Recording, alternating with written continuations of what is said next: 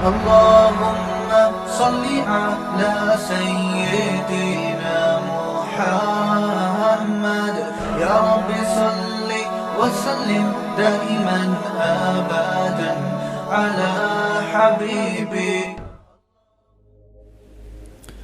کہ اللہ وہ ذات ہے جس نے موت اور زندگی کو بنایا، لیبلوکم، تاکہ وہ تمہیں آزمائے. اس پر کافی تفصیل سے بات ہوئی تھی کہ ہر چیز کا ایک مقصد ہوتا ہے. انسان کی پیدائش کا مقصد کیا ہے؟ آزمائش. وہ آزمائش کیا ہے؟ لیبلوکم، اللہ تمہیں آزمانا چاہتا ہے. ایکم احسن عملا، یہ دیکھنا چاہتا ہے کہ کس کا عمل زیادہ بہتر ہے. تو ایک جگہ فرمایا وما خلقت الجن والانس الا لیعبدون، میں نے انسان کو صرف اپنی عبادت یعنی غلامی کے لیے بنایا. اور غلامی کا مقصد اللہ جیسا کہے آپ ویسا کریں. اگر وہ عبادت کا کہے تو عبادت کریں، وہ عبادت سے روک دے تو آپ عبادت سے رک جائیں. جیسے جیسے وہ کہہ رہا ہے آپ ویسے ویسے کرتے چلے جائیں. تو اور یہاں کیا فرمایا کہ اس لیے پیدا کیا تاکہ وہ تمہیں آزمائے کہ تم کیسا عمل کرتے ہو. تو دونوں آیتوں کو ملائیں تو پتہ یہ چلا کہ اچھا عمل کرنا ہی عبادت ہے. ایک جگہ فرمایا اس لیے بنایا کہ میری عبادت کریں، ایک جگہ فرمایا اس لیے بنایا کہ میں دیکھنا چاہتا ہوں ان میں کون اچھا عمل کرتا ہے اور کون برا عمل کرتا ہے. تو ہمیں یہ پتہ چل گیا کہ اللہ نے جو موت بھی رکھی زندگی بھی رکھی تو انسان کے بارے میں اللہ یہ دیکھنا چاہتے ہیں اچھا بن کے زندگی گزارتا ہے یا برا بن کے. اچھے عمل کریں گے تو اچھے کہلائیں گے، برے عمل کریں گے تو برے کہلائیں گے. یہاں تک تو قرآن نے بھی کہا، اور پوری دنیا اچھے لوگوں سے محبت کرتی ہے، برے لوگوں سے نفرت. دنیا میں کوئی بھی ایسا نہیں ہے جو کہے کہ برے بن کے زندگی گزارنی چاہیے ہمیں. انگریز بھی کہتے ہیں، ہندو بھی کہتے ہیں، عیسائی بھی کہتے ہیں، سکھ بھی کہتے ہیں کہ بھائی اچھے بن کے رہو. بچوں کو وہ بھی کہتے ہیں اچھے بچے ضد نہیں کرتے، اچھے بچے جھوٹ نہیں بولتے.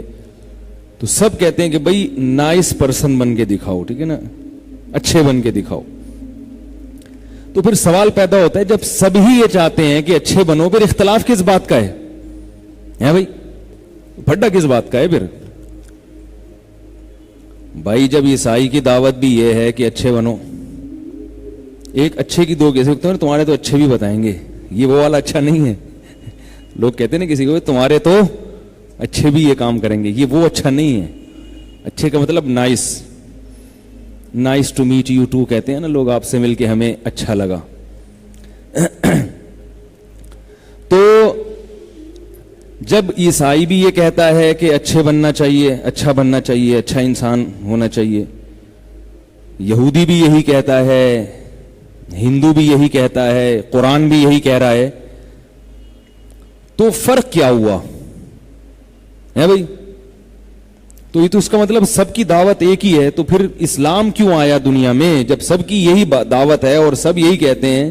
تو ہمیں کلمہ پڑھنے کی کیا ضرورت ہے بھائی؟ عیسائی عیسائیت میں اچھا بن جائے، ہندو میں ہندوستان میں اچھا بن کے رہے. تو اصل بات یہ ہے، اس اشکال کا جواب یہ ہے کہ دو چیزوں میں اسلام نے باقی مذاہب سے اختلاف کیا ہے.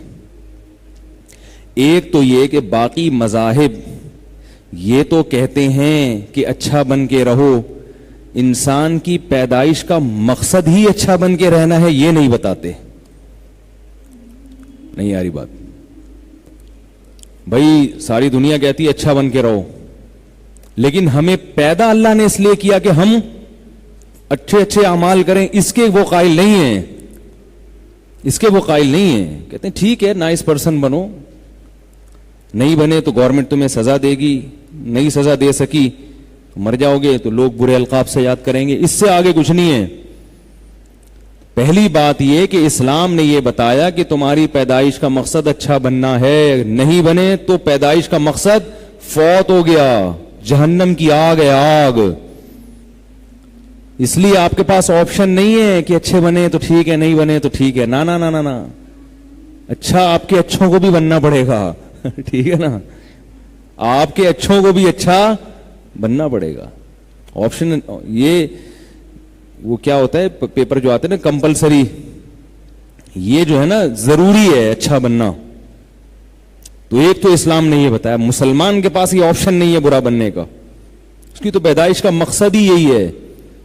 اور اللہ نے فرمایا کہ سارعوا الی مغفرۃ من ربکم، اچھے بننے میں ایک دوسرے سے دوڑ لگاؤ، کیونکہ اچھے نہیں بنے تو سزا بہت سخت ہے، جہنم کی آگ ہے، اور اچھے بنے تو بدلہ اتنا اچھا ہے کہ وہاں جا کے جب یہ بدلہ دیکھو گے تو کہو گے کاش اور اچھا بن جاتا. کہ اتنے تھوڑے پر جب اتنا مل رہا ہے تو زیادہ پر کتنا ملتا. سمجھ میں آ رہی ہے بات؟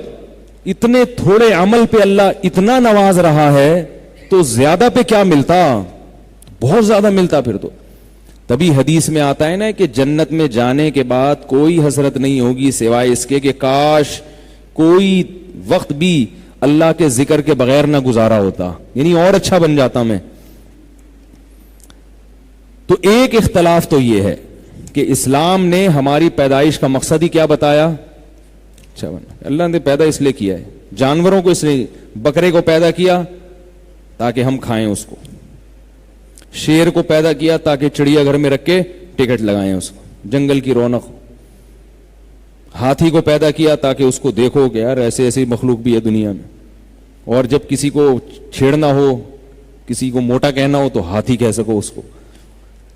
ایک آدمی نے کیس دائر کیا عدالت میں، موٹے آدمی نے جج سے کہا کہ اس نے مجھے 1 سال پہلے گینڈا کہا تھا، اس نے مجھے 1 سال پہلے گینڈا کہا تھا، اس پہ جج صاحب انصاف دلایا جائے.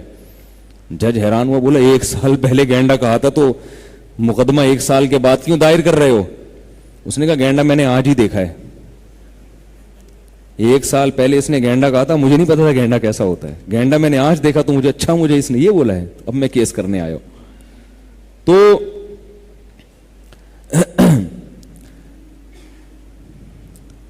پہلا مسئلہ کیا ہوا کہ اللہ نے پیدا کیوں کیا؟ اچھے بننے کے لیے. سزا بہت سخت ہے اگر نہیں بنے، اور بنے تو بدلہ بہت زبردست ہے. جانوروں کا کوئی مقصد نہیں، انسان کھائے پیے، ہمارا ایک مقصد ہے. دوسرا مسئلہ یہ ہے، فرق یہ ہے کہ اللہ تعالی نے جو اچھائی اور برائی کا معیار بتایا، جو ڈیفائن کیا ہے، یعنی ہم میں اور دنیا کی دوسری قوموں میں اچھے کی ڈیفینیشن میں بڑا اختلاف ہے. ان کے ہاں اچھے کا مطلب کچھ اور ہے، ہمارے ہاں اچھے کا مطلب کچھ اور ہے. سمجھ رہے ہو بات کو؟ اسلام کے علاوہ دنیا کی جتنی قومیں ہیں ان کے ہاں گڈ پرسن کی جو ڈیفینیشن ہے ان کی ڈکشنری میں، وہ ڈیفینیشن الگ ہے، اور قرآن اور سنت نے، اسلام نے ہمیں گڈ پرسن کی جو ڈیفینیشن بیان کی ہے، گڈ پرسن کو جو ڈیفائن کیا ہے، نائس پرسن یا گڈ پرسن، وہ ڈیفینیشن ان سے بہت مختلف ہے. عین ممکن ہے ہم جس کو اچھا کہیں قرآن و سنت کی روشنی میں، ان کے ہاں وہ سب سے گندا ہو، بیڈ پرسن، اور ان کے ہاں جو سب سے اچھا ہو ہمارے ہاں سب سے گندا ہو. نہیں آ رہی میرا خیال ہے بات؟ تو ہمیں قرآن نے اور سنت نے بتایا کہ اچھے کا مطلب کیا ہے، ان کے ہاں الگ ہے، ان کا اصول کیا ہے. سوال پیدا تو وہ کہاں سے لیتے ہیں؟ ان کے پاس قرآن و سنت تو ہے نہیں نا. ان کے ہاں اچھے کا مطلب کیا ہے ان کے ہاں؟ کیونکہ وہ اللہ کو تو نہیں مانتے، رسول کو نہیں مانتے، تو وہ خود سے فیصلہ کریں گے. تو خود سے ان کے ہاں فیصلہ، جو ایک اوور آل جو ڈیفینیشن چل رہی ہے، ڈکشنری کی بات نہیں کر رہا، جس کو لوگ مانتے ہیں کہ بھئی جس کو پبلک اچھا کہے وہ اچھا ہے، جس کو پبلک برا کہے وہ برا ہے. کیا خیال ہے؟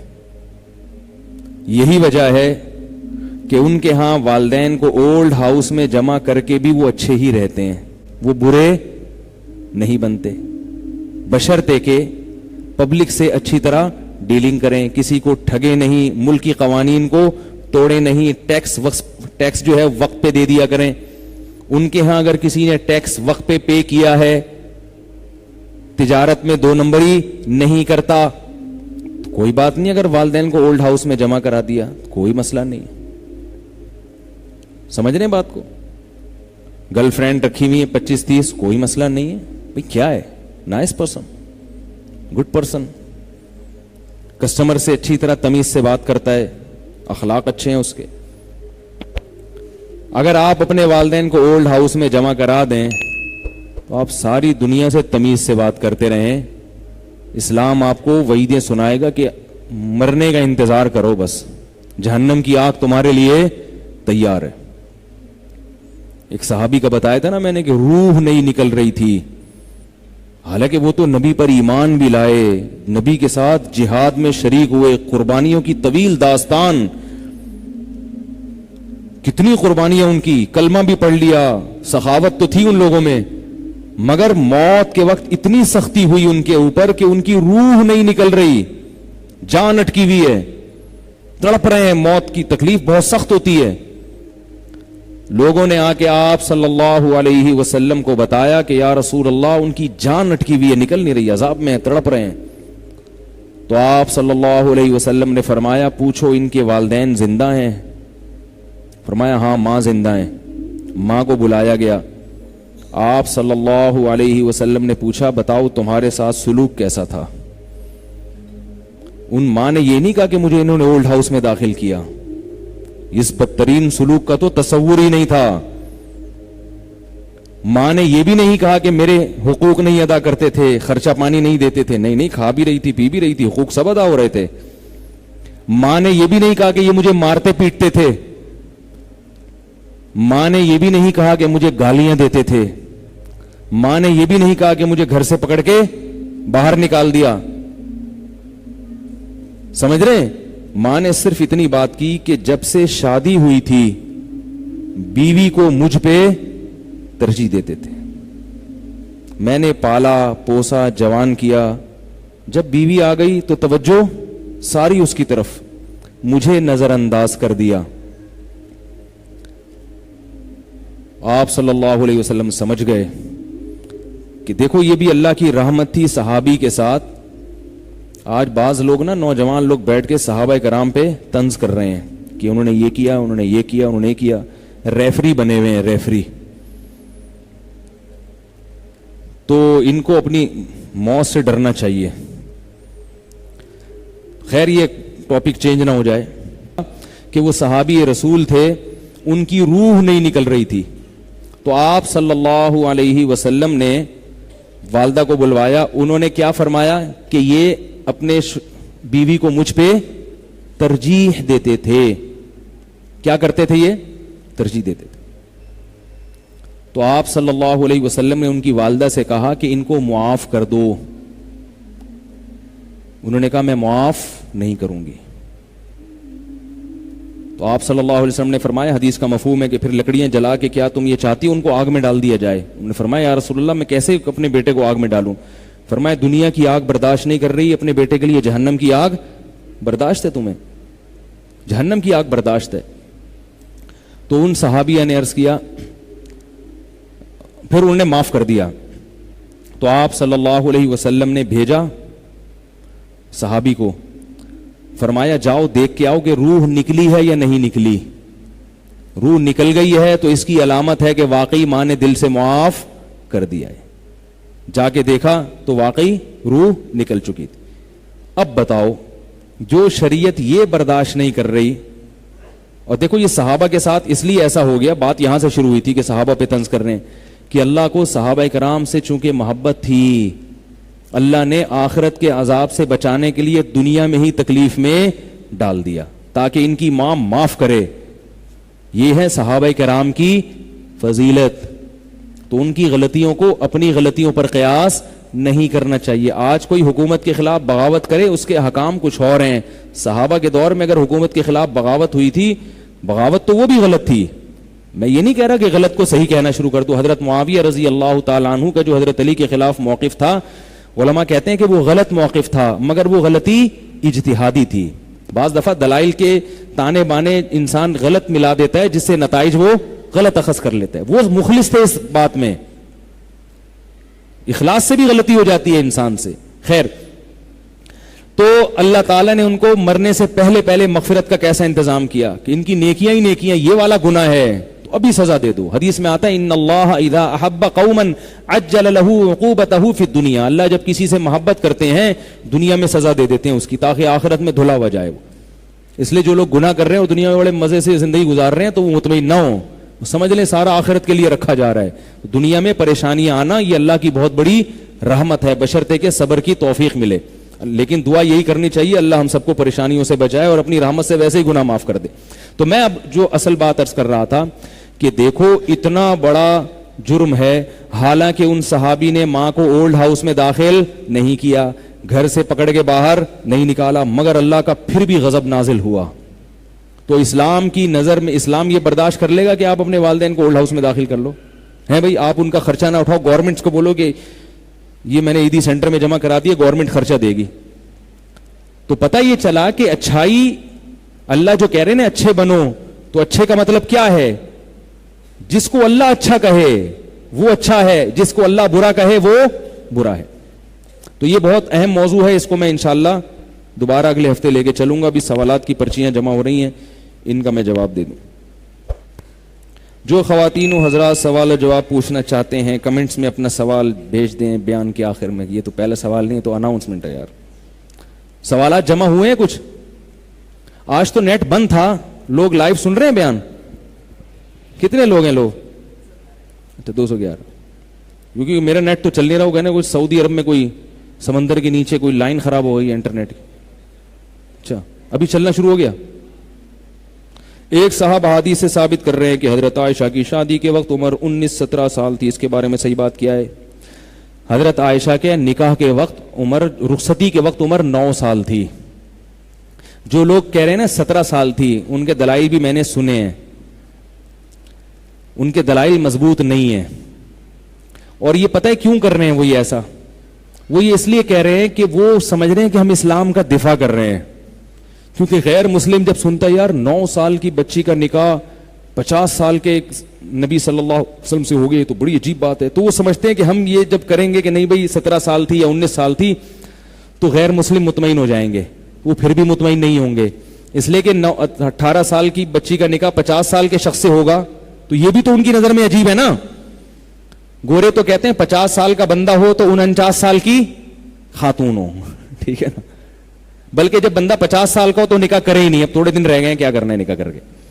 تو آپ ان کو مطمئن نہیں کر سکتے. ہمارا ایک الگ کلچر ہے. عرب میں 9 سال کی لڑکی کا نکاح 50 سال کے آدمی سے معیوب سمجھا ہی نہیں جاتا تھا. اس زمانے میں لوگ کرتے تھے یہ نکاح. ہم لوگ جو نکاح کی چیزیں لے رہے ہیں نا وہ ہندوؤں سے لی ہیں. ابھی تک ہم نکاح والا سسٹم ہمارا اسلام والا ہے ہی نہیں. نہیں آ رہی بات؟ اسلاف میں درجنوں مثالیں ہیں, تابعین میں, صحابہ میں, تبع تابعین میں, کہ خود کی عمر 60 سال کی ہے 15 سال کی لڑکی سے نکاح ہو رہا ہے, 13 سال کی لڑکی سے نکاح ہو رہا ہے. اسلاف میں, محدثین میں اس کی بہت مثالیں ملتی ہیں. کیونکہ ہماری نظر میں نکاح کا ایک ہی مقصد ہے بس. جو غیر مسلم ہے نا وہ صرف نکاح کو ایک ہی چیز سمجھتا ہے, جبکہ اسلام میں نکاح میں درجنوں مفاد ہیں, بہت سارے مفاد ہیں. تو پہلے ایسا ہوتا تھا. مولانا شیر علی شاہ صاحب کا پچھلے سال انتقال ہوا ہے, ان کی عمر میرا خیال ہے 60-65 سال ہوگی, اور ان کی جو دوسری بیوی تھی 14 سال یا 15 سال کی تھی. اس پہ بھی کتاب لکھو کہ بھئی ہمارے بزرگان, اور ان کے انتقال کے بعد ان کی قبر سے بھی خوشبو آ رہی تھی, ان کی جسم سے بھی, اتنے نیک تھے. تو اگر انہیں غلط کام کیا ہوتا 60 سال میں کسی 14 سال کی لڑکی سے, اور وہ خود رشتہ پیش کیا, لڑکی کے والد نے بھی اور لڑکی بھی راضی تھی. مولانا اسلم, اب آپ کہیں گے یہ کن کی مثالیں دے رہے ہو, ہم تو نبی کی بات کر رہے ہیں. تو میں تو پہلے بتا رہا ہوں کہ یہ آج بھی ہوتا ہے, لیکن اسلاف میں, صحابہ تابعین میں یہ بہت زیادہ ہوا کرتا تھا. بہت مثالیں ملتی ہیں اس کی. اور غیر مسلموں نے, اس دور کے جو غیر مسلم ہیں, خاص طور پہ عرب نے, انہوں نے نبی صلی اللہ علیہ وسلم پر اعتراض کا کوئی موقع ہاتھ سے جانے نہیں دیا. انہوں نے بھی کہا یہ جادوگر ہیں, انہوں نے بھی کہا کہ انہوں نے اپنے منہ بولے بیٹے کی بیوی سے نکاح کیوں کیا, بڑے الزامات لگائے.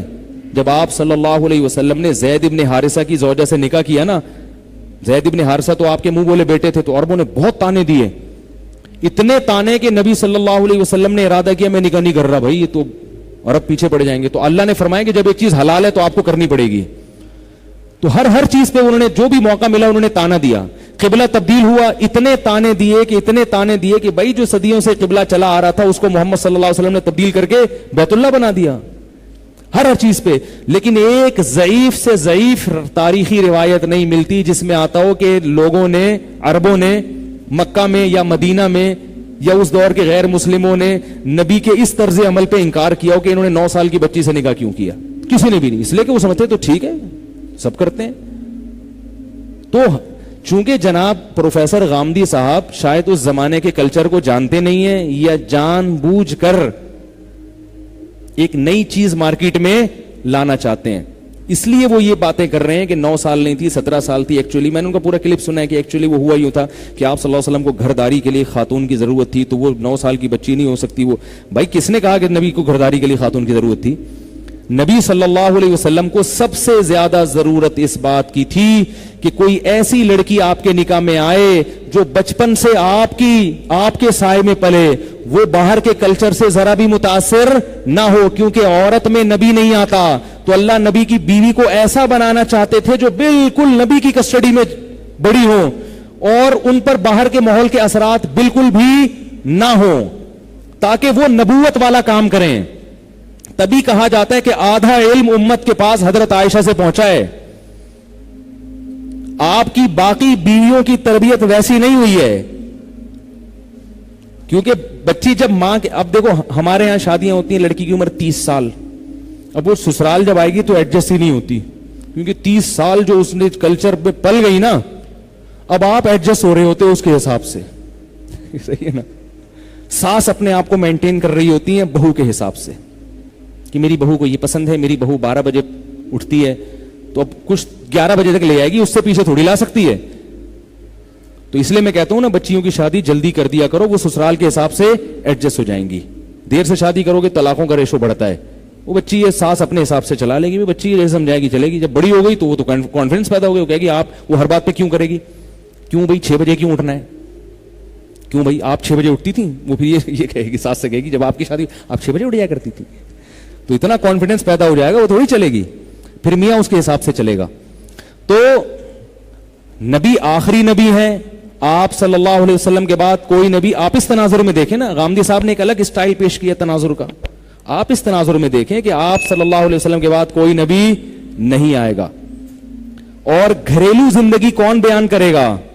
آپ کی بیوی. تو ایک بیوی تو ایسی ہو جو بالکل آپ کی کسٹڈی میں پلی ہو, بالکل باہر کے ماحول سے ناواقف.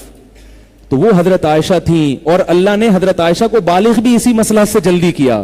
لڑکی عام طور پہ 12 سال 13 سال میں بالغ ہوتی ہے, لیکن میڈیکل سائنس یہ کہتی ہے کہ 9 سال میں بھی بالغ ہو سکتی ہے, اور بہت ساری اس کی مثالیں ہیں. میرے جاننے والوں میں ایسی خواتین وہ بتاتی ہیں ہماری بیٹیاں 9 سال میں بالغ ہو گئی.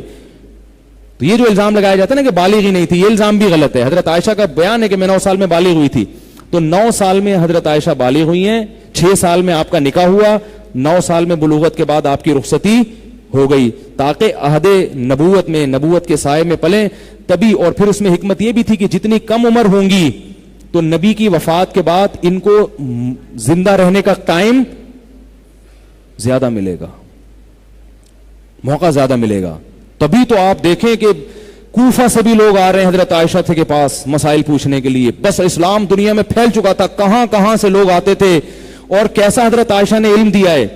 لوگ آ کے پتہ کیا کرتے تھے, لوگ کیا کرتے تھے, حضرت عائشہ کی بہن تھی حضرت اسما, حضرت عائشہ کے تو اولاد نہیں تھی, حضرت اسما کے اولاد تھی. لوگ اپنے دودھ پیتے بچوں کو ان کے پاس بھیجتے تھے, ان کو فیڈ کرا دیں تاکہ حضرت اسما ان بچوں کی ماں بن جائیں اور حضرت عائشہ خالہ بن جائیں, تاکہ یہ بچے بڑے ہو کر حضرت عائشہ سے مسائل سیکھیں. اور پردے کی ضرورت, کیونکہ پردے میں مسائل سیکھنا مشکل ہے, پردے کی پابندی ہٹے گی تو فیس ٹو فیس بات کرنا آسان. اس نیت سے کتنے لوگوں نے حضرت اسما کا دودھ پلایا اپنے بچوں کو.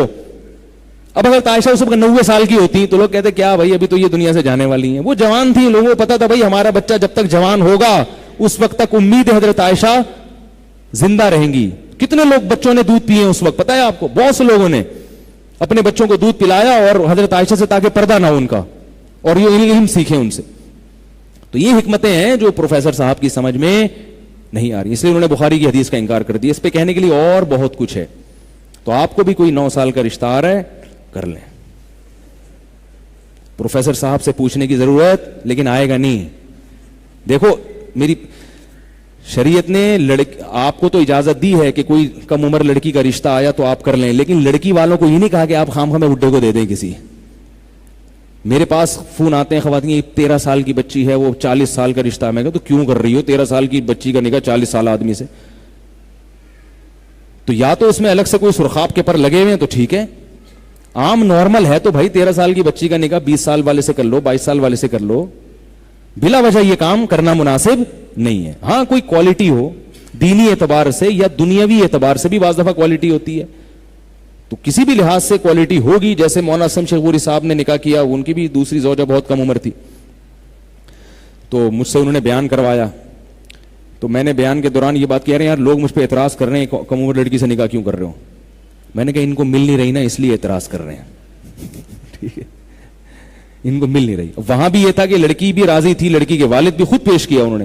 پھر میں نے اس بیان میں بھی یہ بات کہی, میں نے کہا ایک بڑے بزرگ ہیں, عالم ہیں, اتنا ان کا لاکھوں لوگ درس قرآن سن رہے ہیں, تو اگر کسی والد کا اور ان کی بیٹی کا دل اس بیس پر آ گیا کہ اتنے بڑے عالم سے نکاح ہو رہا ہے تو پھر عمر کا فرق کوئی فرق نہیں ہے. بھائی میاں بیوی راضی تو کیا. اور ایک میں یہ بھی کہتا ہوں لوگوں سے کہ لوگوں کو ترس آ رہا ہے حضرت عائشہ تو 9 سال کی تھی, نبی اتنے بڑے تھے تو یہ ہائے ہائے. ابے بھائی جن کا نکاح ہوا ان سے پوچھو وہ خوش تھی یا نہیں تھی. حضرت عائشہ تو نبی پر ایسا رش کرتی تھی کہ اس سے بہتر رشتہ, اتنا عشق تھا حضرت عائشہ کو کہ ایک دفعہ آپ صلی اللہ علیہ وسلم, حضرت بیٹھ جائیں اللہ کا واسطہ, آج 9:15 بجے نماز نہیں ہے. اوئے ہوئے ہم تو 9 بجے سمجھ رہے تھے, 9:15 سمجھ رہے تھے ہم. تھا جب بیٹھ جائیں ذرا, تو یہ بات مکمل کر لوں بھائی ذرا, اب جلدی. میں سمجھ رہا تھا نماز 9:15 پہ. تو حضرت عائشہ کو جو نبی سے عشق تھا, کہیں حضرت سودا اور حضرت عائشہ الگ الگ ڈولی میں بیٹھی ہوئی ہیں, جو اونٹوں پہ کجاوے رکھے جاتے تھے نا, تو آپ صلی اللہ علیہ وسلم سفر کے دوران حضرت سودا کے پاس جا کے بیٹھ گئے. حضرت عائشہ فرماتی ہے مجھے اتنی تکلیف ہوئی کہ میں نے اپنا پاؤں باہر نکالا تاکہ کوئی بچھو کاٹ لے اور میں مر جاؤں. تو یہ بہت عشق کی حد تک محبت ہوتی ہے کہ شوہر کی جدائی اتنی دیر کے لیے بھی برداشت. تو وہ غامدی صاحب کی تقریر سنیں گی کہ میں 9 سال کی تھی تو میرے لیے ابا کو چاہیے تھا کہ میری شادی یہاں, وہ کہتے ہیں بہت اچھا کیا کر دیا.